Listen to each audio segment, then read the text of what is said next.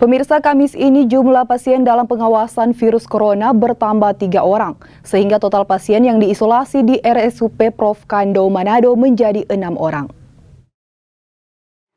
Satuan Tugas COVID-19 Sulawesi Utara mengupdate data perkembangan penanganan pasien terkait virus corona.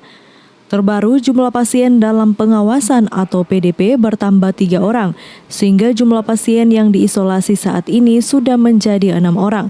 5 adalah pasien dalam pengawasan dan 1 pasien terkonfirmasi positif corona. Salah satu pasien yang dalam pengawasan tersebut adalah istri pasien yang terkonfirmasi positif corona. Ketiga PDP yang baru sudah diambil sampel dan dikirim ke laboratorium Litbang Kemenkes Jakarta. Jadi ternyata di dalam itu ada 1 pasien dalam pengawasan yang merupakan perpindahan kriteria dari kontak erat risiko tinggi yang punya riwayat kontak dengan pasien yang terkonfirmasi tersebut.